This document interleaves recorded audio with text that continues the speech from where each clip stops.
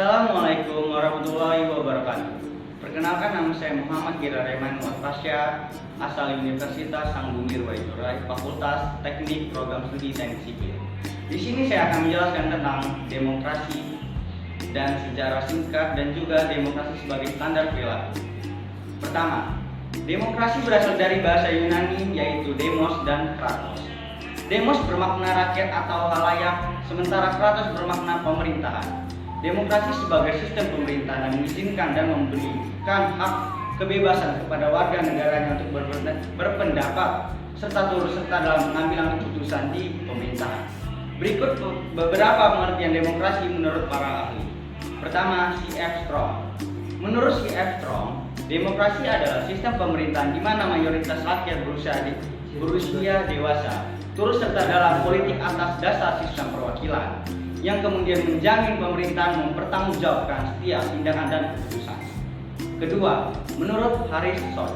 Menurut Harry Schott, demokrasi adalah sebagai bentuk pemerintahan rakyat karena dalam kekuasaan pemerintahan terdapat porsi bagi rakyat atau orang banyak untuk mengatur, mempertahankan dan melindungi dirinya dari paksaan orang lain atau badan yang bertanggung jawab dalam pemerintahan. Ketiga, Montesquieu. Menurut Montesquieu, kekuasaan negara harus dibagi dan dilaksanakan oleh 3 lembaga atau institusi yang berbeda dan terpisah satu sama lain, yaitu pertama, legislatif yang merupakan pemegang kekuasaan untuk membuat undang-undang. Kedua, eksekutif memiliki kekuasaan dalam melaksanakan undang-undang. Dan ketiga, adalah yudikatif yang memegang kekuasaan untuk mengadili pelaksanaan undang-undang. Dan masing-masing institusi tersebut berdiri secara independen tanpa dipengaruhi oleh institusi lainnya. Keempat, Aristoteles. Menurut Aristoteles, prinsip demokrasi adalah kebebasan karena hanya melalui kebebasanlah setiap warga negara bisa berbagi kekuasaan di dalam negaranya. Kelima, John L. Esposito. Menurut John L. Esposito, pada sistem demokrasi semua orang berhak berpartisipasi dalam terlibat aktif mengontrol kebijakan yang dikeluarkan oleh pemerintah. Selain itu, tentu saja dalam lembaga resmi pemerintahan terdapat pemisahan yang jelas antara unsur eksekutif, legislatif maupun yudikatif.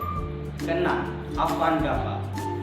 Menurut Avangarde, demokrasi sendiri terbagi menjadi 2 definisi. Yang pertama, jika diartikan secara normatif, adalah demokrasi yang secara ideal ingin diwujudkan oleh negara, sementara secara empiris adalah demokrasi adalah mewujudkan dunia politik.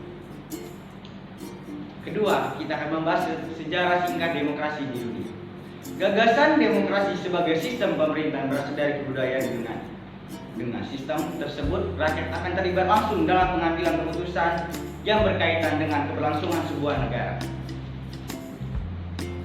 Dalam buku berjudul Tools of Democracy yang ditulis oleh Walter A. McDougall, terdapat sejarah pergolakan demokrasi yang terjadi di Amerika Serikat pada tahun 1829 hingga 1877. Hingga Gramsci tertarik untuk membeli sekarang yang ada di atas. Jadi, seluruh perkara kenegaraan harus dibicarakan langsung dengan rakyatnya. Demokrasi murni atau demokrasi langsung adalah sistem yang diusung di zaman tersebut. Ribuan tahun kemudian, pada abad ke-6 sebelum Masehi, bentuk pemerintahan yang relatif demokratis diperkenalkan di negara-negara bagian Athena oleh Cleisthenes pada 508 sebelum Masehi.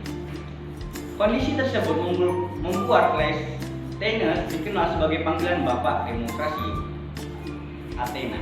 Saat itu Athena menganut demokrasi langsung dan memiliki ciri utama yakni pemilihan warga secara acak untuk mengisi jabatan administrasi dan yudisial di pemerintahan, serta majelis legislatif yang terdiri dari semua warga Athena. Kesemuanya saat itu memiliki hak berbicara dan memberi suara di majelis Athena. Meski dibuat oleh majelis, demokrasi Athena berjalan dengan kontrol langsung dari rakyat. Rakyat akan menyuarakan pendapat lewat majelis atas pengadilan untuk membantu kendali politik. Hingga pada saat memasuki abad pertengahan, 6-15 Masehi di Eropa Barat, gagasan tersebut tidak digunakan lagi.